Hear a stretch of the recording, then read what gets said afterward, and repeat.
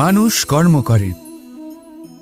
আমি বারংবার বলি যে ফলের আশা করবেন না। তাও মানুষ কোথাও না কোথাও নিজের কর্মের বদলে কোনো না কোনো ফলের আশা অবশ্যই রাখেন। কখনো তিনি সফল হন, কখনো অসফল। সেই জন্যই আমি বলি যে ফলের আশা কখনো রাখবেন না, কারণ সাফল্য বা অসফলতা মনের মধ্যে রাখলে কখনো কোনো লাভ হয় না। যদি সাফল্য মনের মধ্যে রাখেন তাহলে অহংকার জন্ম নেবে। যদি অসফলতা মনের মধ্যে রাখেন তাহলে এক হীনমন্যতায় আপনি ভুগবেন, যা দিয়ে কোনো শুভকর্ম হবে না।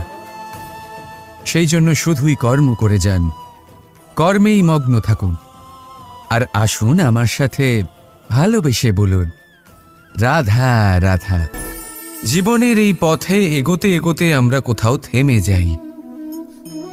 আমরা জানি না কেন। আমরা চেষ্টা করি যেন আমরা সামনে এগোতে পারি, কিন্তু এরকম হয় না। কি কারণ হতে পারে এর? আসুন আমি আপনাকে বোঝাই। মনে করুন আপনি কোনো রাস্তায় হাঁটছেন, আপনার পা মুচকে গেল, আপনি পায়ে আঘাত পেলেন।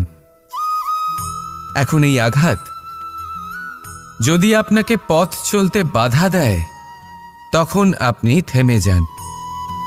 যদি আপনার ভাবনা চিন্তা ক্ষুদ্র হয় তাহলে আপনি জীবনে কখনোই এগোতে পারবেন না। ভেঙে যাওয়া কলম দিয়ে আপনি কখনো চিঠি লিখতে পারবেন না। ঠিক সেইভাবেই যদি আপনার মনে অন্যের জন্য হিংসা থাকে তাহলে আপনি আপনার নিজের ভাগ্য লিখতেই পারবেন না। কাজের প্রতি আলস্য আপনাকে কখনো ধনী হতে দেবেই না, আর ধনের প্রতি লোভ তা আপনাকে কখনো মহান হতে দেবে না। ছোট একটা কথা, কিন্তু এ হলো অত্যন্ত গুরুত্বপূর্ণ। ভাবনা চিন্তা অবশ্যই করুন, আর বোঝার চেষ্টা করুন সেটা যা আপনি বুঝতে চান। হতে পারে আপনি এমন কোনো পথ খুঁজে পেলেন যার ফলে আপনি কোনো খারাপ পথে যেতে যেতে থেমে গেলেন, বা আপনি এমন কোনো অর্থ খুঁজে পেলেন যা আপনাকে মহান হবার পথে অগ্রসর করে দিল। রাধা রাধা।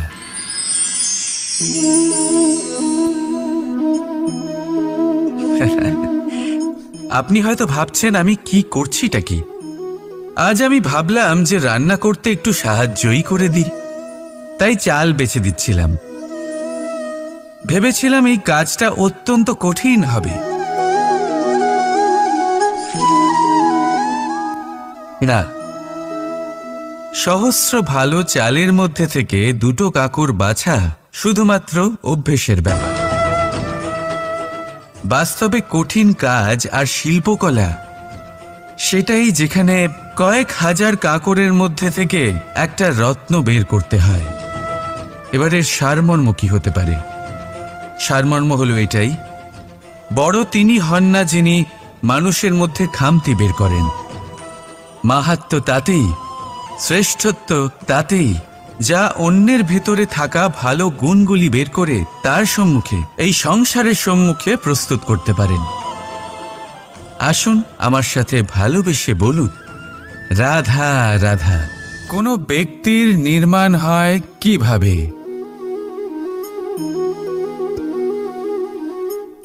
কেউ বলবেন পঞ্চতত্ত্বের দ্বারা, কেউ বলবেন আত্মা, দেহ ও চেতনার দ্বারা, কেউ বলবেন ঈশ্বরের কৃপার দ্বারা, তো কেউ বলবেন এই প্রকৃতির পরীক্ষার দ্বারা।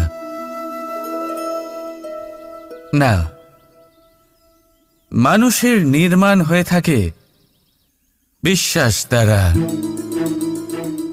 ব্যক্তি তখনই গড়ে ওঠেন যখন ব্যক্তিত্ব থাকে, ঠিক কিনা? আর ব্যক্তিত্ব তখনই হবে আর সেরকমই হবে যেরকম বিশ্বাস আপনি নিজের উপরে রাখবেন। যদি আপনি মনে করেন আপনি বিষের ন্যায় হবেন তাহলে আপনি বিষাক্তই হবেন। যদি আপনি এটা মনে করেন যে আপনি অমৃতের ন্যায় হবেন তাহলে আপনি অমরই হয়ে যাবেন।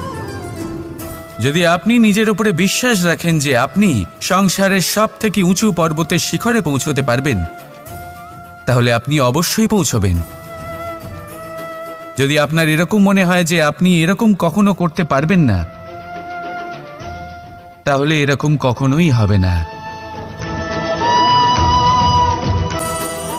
ভেবে দেখবেন, বিশ্বাসের মধ্যেই বিশ্ব বাস করে থাকে, তো আপনার অস্তিত্ব কেন করবে না?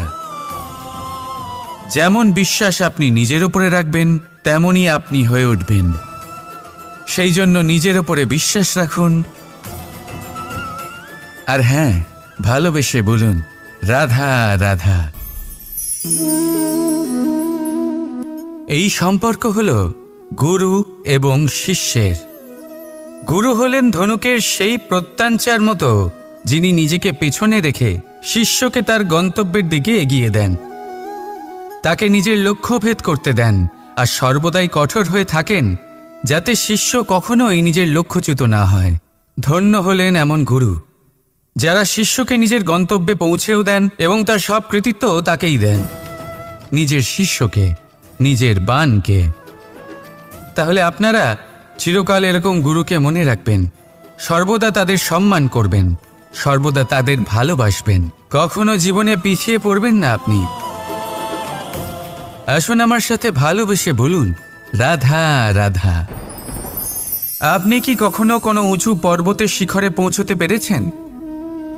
যদি পৌঁছে থাকেন বা যদি আপনি কোনো উঁচু পর্বতের শিখরে যান, তাহলে ভালো করে দেখবেন, আপনি যত উঁচুতে অগ্রসর হতে থাকবেন, আস্তে আস্তে সমস্ত বনস্পতি বিলুপ্ত হতে থাকে। তারপরে সমস্ত গাছপালা, পশু পাখি সব বিলুপ্ত হতে থাকে। শেষ পর্যন্ত সেই শিখরে থেকে যায় শুধুমাত্র শান্তি, নীরবতা। আমাদের মানুষের সাথেও এটাই হয়। মানুষ যখন আত্মবিকাশের পথে অগ্রসর হতে থাকে এবং নিজের জীবনের শিখরে পৌঁছতে চায়, তখন তার একা থাকা অত্যন্ত প্রয়োজনীয় হয়, আর তাকে তখন ত্যাগ করতে হয় নিজের সুখ স্বাচ্ছন্দ্য, নিজের সম্পত্তি, নিজের সমৃদ্ধি, নিজের সৌন্দর্য। দেখুন, জীবনের শিখরে পৌঁছনো একেবারেই সহজ কাজ নয়। এ হলো অত্যন্ত দুর্গম এক পথ, কিন্তু যদি আপনি সেখানে পৌঁছতে চান, তাহলে আপনাকে ত্যাগের প্রবৃত্তি জাগিয়ে তুলতে হবে। ত্যাগ কি সেটা জানতে হবে, কারণ ত্যাগের ফলেই মনে শান্তি আসে, আর সেই শান্তির ফলে মনে উৎপন্ন হয় প্রেম। আর এই প্রেমই হলো জীবনের অন্তিম লক্ষ্য। তাহলে আসুন আমার সাথে ভালোবেসে বলুন রাধা রাধা। মানুষ নিজের জীবনে ঈশ্বরকে খুব মান্য করে, ওনার জন্য কেই না করে, ভিন্ন ভিন্ন নামে তাকে স্মরণ করে, তাকে পুজো করে, তার আরাধনা করে। সে জানে যে ঈশ্বর তাকে শক্তি অবশ্যই দেবেন, তাকে সাহায্য অবশ্যই করবেন। কিন্তু যখন প্রশ্ন আসে গুরু এবং ঈশ্বরের, তখন গুরুর মান কখনো কম হওয়া উচিত নয়।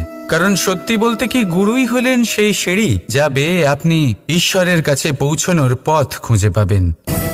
সেই পথ আপনি গুরুর থেকেই পাবেন। গুরু না থাকলে আপনি কখনো ঈশ্বর লাভ করতেই পারবেন না। আর জীবনে অনেক সময় লক্ষ্যের থেকেও অনেক বেশি গুরুত্বপূর্ণ হলো পথ। তাই এই পথের সম্মান করতে শিখুন, অর্থাৎ গুরুকে সম্মান করতে শিখুন, কারণ গুরুই হলেন পরমেশ্বর। তাহলে আসুন আর আমার সাথে ভালোবেসে বলুন রাধা রাধা। পঞ্চমহাভূত, জীবন রচনায় এর অবদান অনস্বীকার্য। এই পঞ্চমহাভূত আসলে কি? জল, বায়ু, অগ্নি, মাটি আর আকাশ।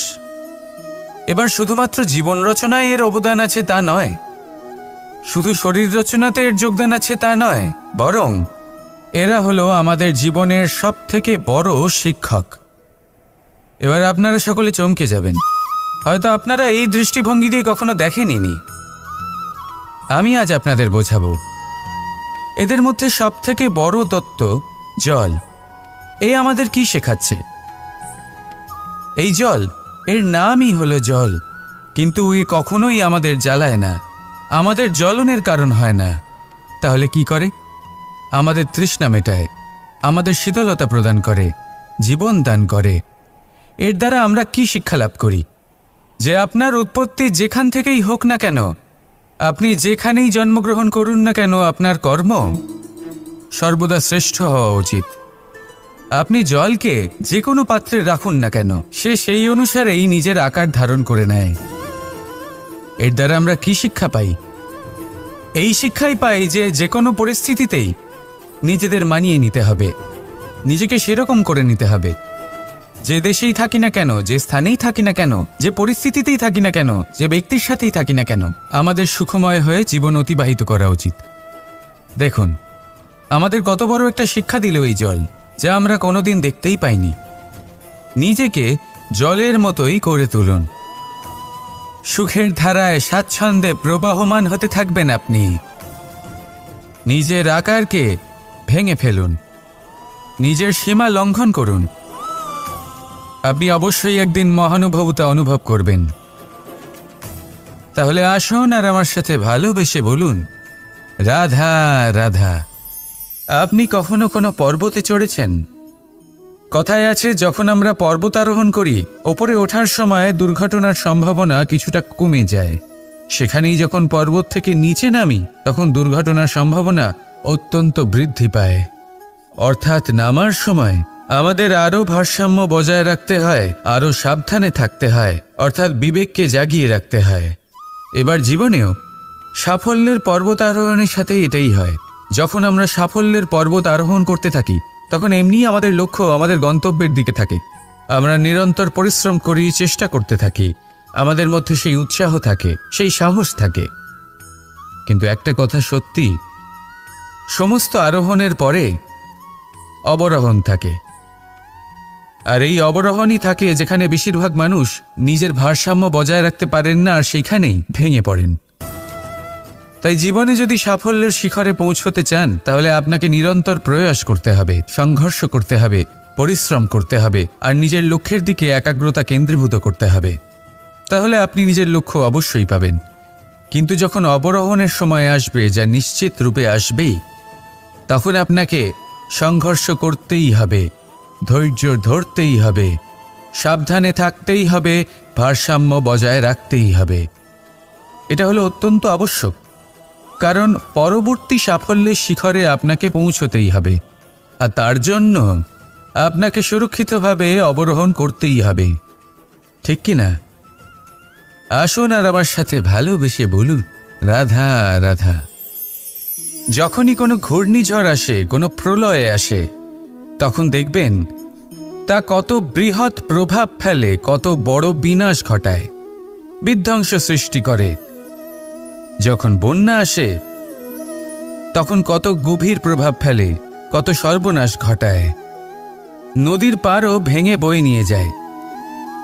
সেখানে কোনো গাছকে দেখুন, শান্তভাবে দাঁড়িয়ে থাকে, চুপ করে, আর নিজের কাজ করে, ছায়া প্রদান করে, ফল প্রদান করে, কোনো শব্দ না করেই নীরবে কর্ম করে। যদি নদীর কথা বলি, নদী যখন বয়ে চলে, খেতে জল প্রদান করে, বনস্পতিদের প্রাণ প্রদান করে, আমাদের পানীয় জল দেয়। এত মহান কাজ করে কোনো শব্দ না করে, নীরবতার সাথে। এ হলো এক শিক্ষা, যে এই সংসারে যারাই মহান কর্ম করেন, তারাই নীরব থেকে সেই কর্ম করতে থাকেন। কারণ ওনারা জানেন যে গুরুত্বপূর্ণ প্রচার নয়, বরং কর্ম। আর যারা রুদ্রের সাথে থাকেন, কোলাহল করেন, তারা শুধুমাত্র ধ্বংসই করেন। এবার আপনি মৌন থেকে শুধুমাত্র কর্ম করে মহান হতে চান, নাকি রুদ্রের সাথে থেকে বিধ্বংস ঘটাতে চান? সিদ্ধান্ত আপনারই।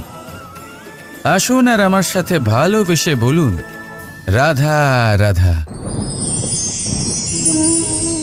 মন্থন। আমরা সবাই এটাই জানি যে অমৃত পাওয়ার জন্য সমুদ্র মন্থন করা হয়েছিল, কিন্তু এর পিছনে যে মহান উদ্দেশ্য ছিল, তা বেশিরভাগ লোকই বোঝে না। আজ সেই মহান উদ্দেশ্য আমি আপনাদের বুঝিয়ে বলছি। আমাদের জীবনে এই অমৃত লাভ করার জন্য পথপ্রদর্শক হয় মন্থন। তারপরে আমরা করি প্রতিজ্ঞা, তারপর নিই প্রস্তুতি, যেটা দেবতারা আর অসুরেরা একসাথে করেছিলেন। তারপর আমরা করি চেষ্টা। বাসুকীর মুখ থেকে বিশ্বশ্বাস নির্গত হওয়া এটা প্রারম্ভিক বাধা হয়ে দাঁড়িয়েছিল। তবুও আমাদের লক্ষ্য দৃঢ় ছিল। যদিও সমুদ্র মন্থন থেকে হলাহল উঠে এলো, আমরা ভয় পাইনি, আমরা সেটার মোকাবিলা করলাম।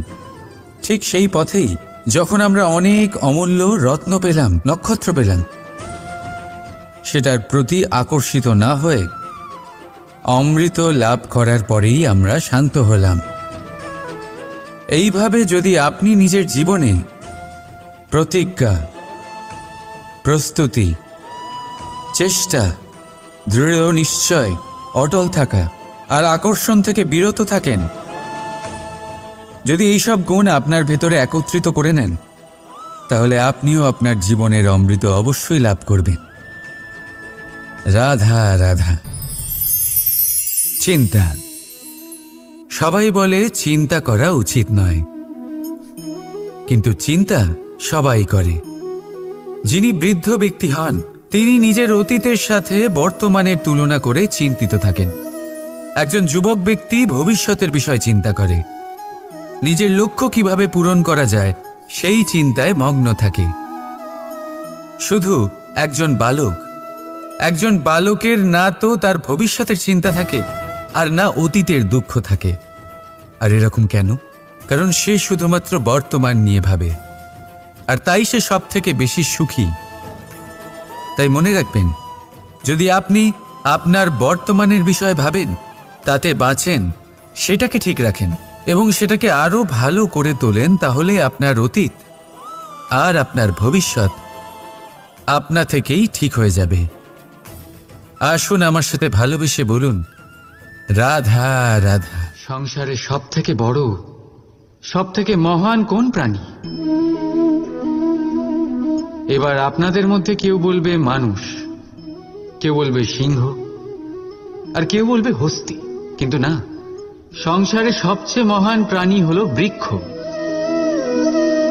সেই বৃক্ষ যা আমাদের আহার করতে ফল দেয়, বাঁচার জন্য প্রাণ বায়ু দেয়, গরমে শীতল ছায়া দেয়, আর শুকিয়ে যাওয়ার পরও আমাদের জ্বালানোর জন্য কাঠ দিয়ে যায়। এবার আপনারা হয়তো ভাবছেন, আমি হঠাৎ বৃক্ষের গুণগান কেন গেয়ে চলেছি? আমার বলার উদ্দেশ্য ওই বৃক্ষের অনেক গভীরে, সেই বীজকে নিয়ে, যা আপনাকে না ফল দেয়, না ছায়া, আর না কাঠ। শুধু ভিজে মাটির নিচে সে লড়াই করতে থাকে, অঙ্কুরিত হয় মাটির নিচে একটি বৃক্ষকে আকার দেওয়ার জন্য। প্রদীপ কি? সাধারণ একটা মাটির পাত্র, কিন্তু জলবায়ু নিয়ে সে যখন জ্বলে, সমস্ত সংসারকে সে পথ দেখাতে থাকে, মহান হয়ে যায়। এবার বুঝলেন? যদি মহান হতে হয় তাহলে কিছু করে দেখাতে হবে। কোনো তফাৎ হয় না যে আপনি ছোট না আপনি বড়। কিছু করলে তবেই কিছু হবে। আপনি চলা শুরু করুন, কোথাও না কোথাও তো পৌঁছবেন। নিশ্চল বসে থাকলে কখনো কিচ্ছু হবে না। মনে রাখবেন, কিছু আরম্ভ করতে গেলে মহান হওয়ার একেবারেই প্রয়োজন পড়ে না, কিন্তু মহান হতে গেলে কিছু আরম্ভ করা অতি আবশ্যক। রাধা রাধা। একটা শব্দ আছে যেটা আমরা মাঝে মাঝেই অথবা অনেকবার শুনতে পাই, স্বার্থ। ওই ব্যক্তি স্বার্থপর, সে স্বার্থের জন্য খারাপ কাজ করে ফেলেছে, ইত্যাদি ইত্যাদি। সত্যি কথা বলতে কি, সংসার স্বার্থকে পাপ ভাবতে শুরু করেছে। কিন্তু স্বার্থ কি সত্যি ক্ষতিকর? না। স্বার্থ কথাটা এসেছে স্ব থেকে, অর্থাৎ স্বয়ং থেকে। মানে যে কর্মে শুধু স্বয়ংয়ের অর্থ আছে, শুধু স্বয়ংয়ের কোনো লাভ আছে, সেটাই স্বার্থ। এবার প্রশ্ন এটাই হলো যে আপনার স্বটা কি। যদি আপনার স্বতে কেবল আপনি থাকেন তাহলে আপনি অবশ্যই স্বার্থপর। যদি আপনার স্বতে পরিবার থাকে তাহলে আপনি পারিবারিক। যদি আপনার স্বতে অন্য লোক থাকে তাহলে আপনি পরোপকারী। আর যদি আপনার স্বতে এই সংসার থাকে তাহলে আপনি পরমার্থী। তাহলে নিজের স্বার্থ থেকে দূরে যাবেন না, সেটার বিস্তার করুন। নিজের অস্তিত্বের বিস্তার করলে এই স্বার্থ নিজেই পরমার্থে পরিণত হবে। রাধা রাধা। আমি আপনাদের বলেছিলাম যে সংসারের সবথেকে বড় অস্ত্র আর সবথেকে বড় সম্বল হলো বন্ধুত্ব। কিন্তু এই বন্ধুত্ব কেমন হওয়া উচিত? বন্ধুত্ব হওয়া উচিত দুধে মেশানো জলের মতো। কিভাবে? দুধে যখন জল মেশানো হয় তখন সেই জল নিজেই দুধে পরিণত হয়। এবার ভাবুন, দুধের সাথে বন্ধুত্ব করে জলের গুরুত্ব কেমন বেড়ে গেল। তবে এখানেই কিন্তু এই গল্পের শেষ নয়। যখন দুধকে গরম করা হয় তখন জল নিজের বন্ধুত্ব পালন করে। জল নিজে আগে সেটার তাপ নেয়, নিজের অস্তিত্বকে বাষ্পে রূপান্তরিত করে আর দুধকে বাঁচিয়ে নেয়। আর তারপর জল বাষ্প হয়ে গেলে দুধ ফুটতে থাকে, সে পাত্র থেকে বেরিয়ে উপচে পড়ে। আর শান্ত তখনই হয় যখন তাতে আবার জল মেশানো হয়। অর্থাৎ বন্ধুত্ব সেটাই যা বন্ধুর অস্তিত্বকে বিস্তার করে। বন্ধুত্ব সেটাই যা বন্ধুর জন্য নিজের অস্তিত্ব জ্বালিয়ে দেয়। বন্ধুত্ব সেটাই যাতে সুখ আর দুঃখ দুটোই বন্ধুত্বের সাথে যুক্ত। তাহলে এমন বন্ধুত্ব করো যার সামনে কুবেরের ধনও কম পড়ে যায়। রাধা রাধা। ভুল আর মানুষ, এই দুইয়ের সম্পর্ক অবিচ্ছেদ্য। যেমন ডানা আর পক্ষী, যেমন ধারা আর নদী। যদি ভুল মানুষের স্বভাবের এক গুরুত্বপূর্ণ অংশ হয় তাহলে ভাবুন, এতে লজ্জা কিসের? এতে লজ্জিত হওয়ার কিছু নেই। সেইভাবে দেখতে গেলে ভুল আমাদের নিজেকে আরো উন্নত করার সুযোগ দেয়, নিজেকে আরো ভালো প্রদর্শন করার প্রেরণা দেয়। এখন আপনাদের মধ্যে কেউ এর সাথে সহমত নাও হতে পারেন, কেননা অনেকের দৃষ্টিতে ভুল দোষের জন্ম দেয়। দোষ অপরাধের, আর অপরাধের কোনো ক্ষমা নেই, শাস্তি পাওয়া উচিত। কিন্তু আপনি কি কখনো ভেবেছেন এরকম কেন হয়? এর কি কারণ? এর কারণ হলো ভুল স্বীকার করাকে এড়িয়ে যাওয়া। যদি আপনি কোনো ভুল করে স্বীকার না করেন তবে সেই ভুল দোষে পরিণত হয়, আর দোষ অপরাধী। তবে মনে রাখবেন, নিজের ভুল স্বীকার করা সেই ভুল সংশোধন করার পথে প্রথম পদক্ষেপ হয়ে দাঁড়ায়। আর সর্বদা মনে রাখবেন, অপরাধ হলো সেটাই সময় মতো নিজের ভুল স্বীকার না করা। রাধা রাধা। ধর্মরথের 4টি অশ্ব চালানোর জন্য যিনি সারথি হবেন তার যে 4টি গুণ থাকা প্রয়োজন, সেই সমস্ত গুণ অর্জুনের মধ্যে উপস্থিত রয়েছে। কর্মের শক্তি রয়েছে, ধর্মের প্রতি আসক্তি রয়েছে, জ্ঞানের অভিব্যক্তি রয়েছে এবং সমর্পণের ভক্তি রয়েছে। নিশ্চিত রূপে ধর্মরথে সারথি হবার জন্য অর্জুনই সব থেকে যোগ্য।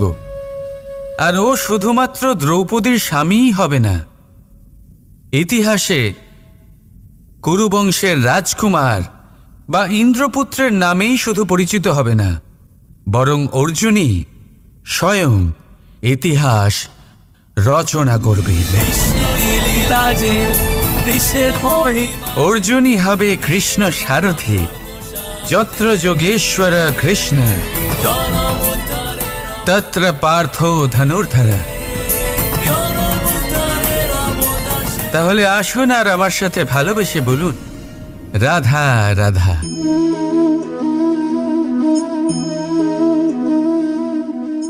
আপনার কি মনে হয় আমি কি করছি? আপনি বলবেন আমি প্রদীপ জ্বালাচ্ছি, সঠিক। কিন্তু প্রশ্ন হচ্ছে যে আমি কি আপনাকে বলেছি যে একে প্রদীপ বলা হয়? না।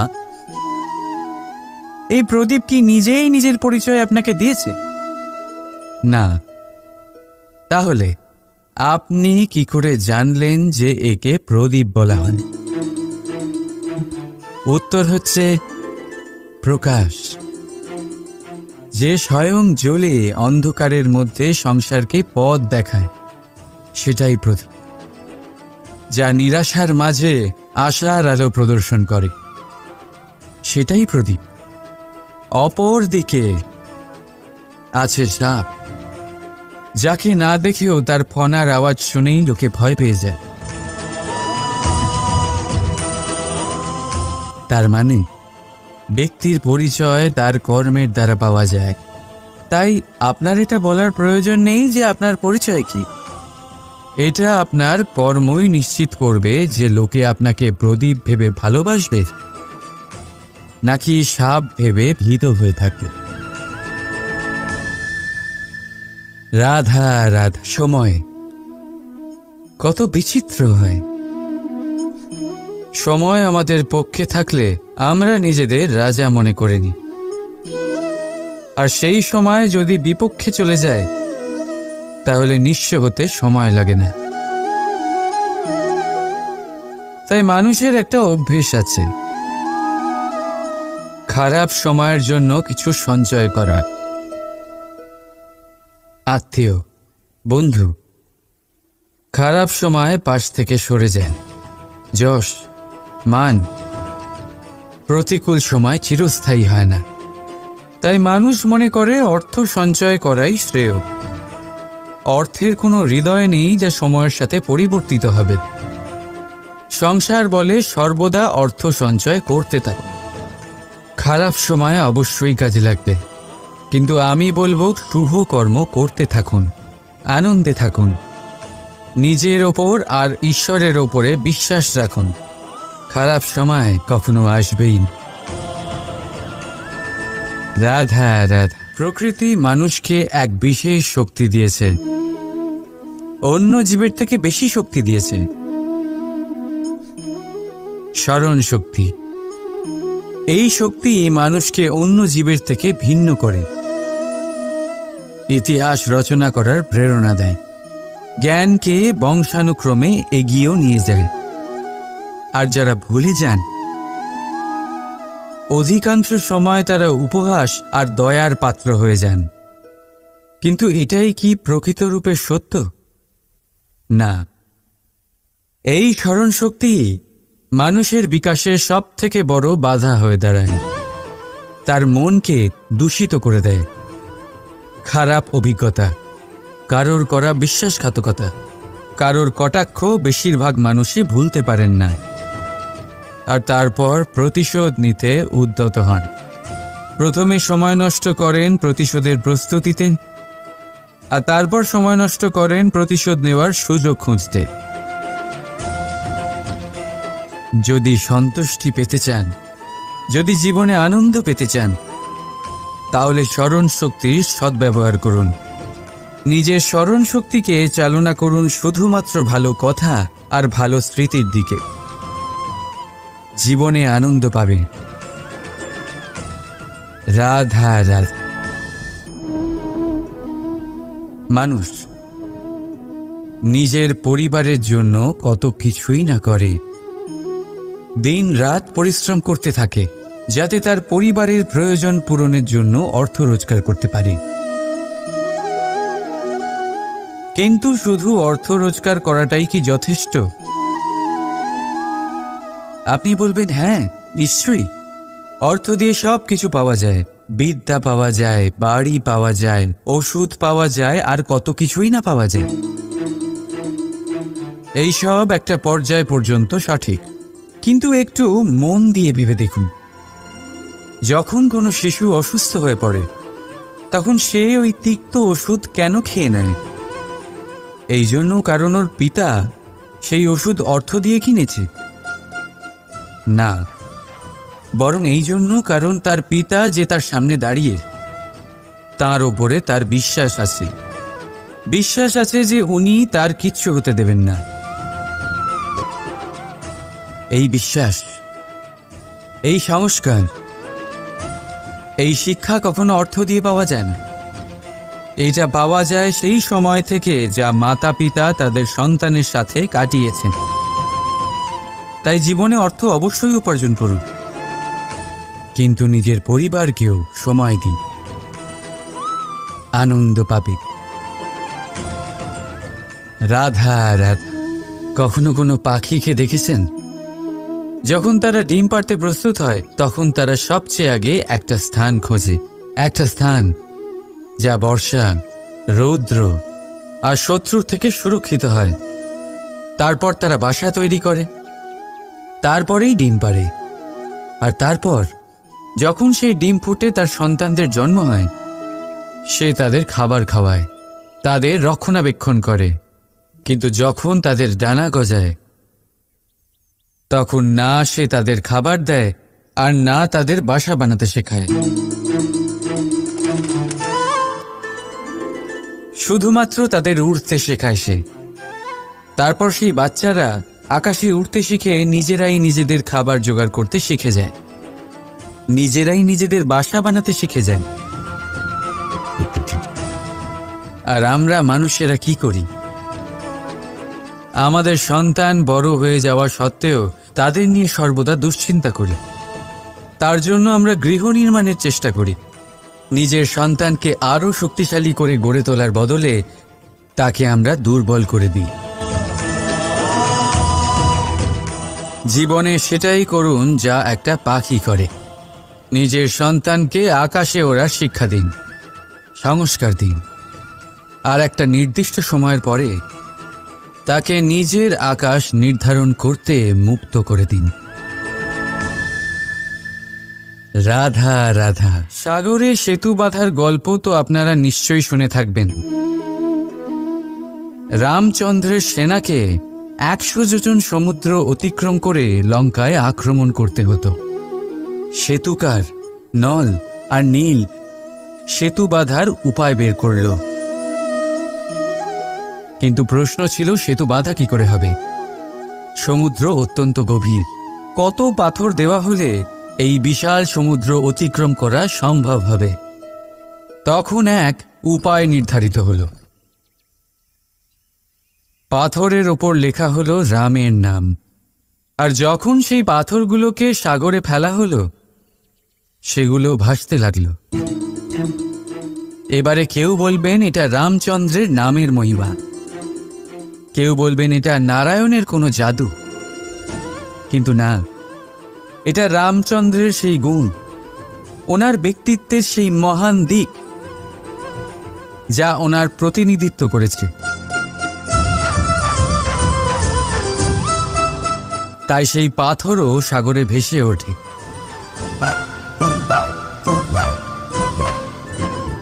ঠিক সেইভাবেই যেখানে আমরা থাকি না, সেখানে আমাদের গুণ আমাদের প্রতিনিধিত্ব করে।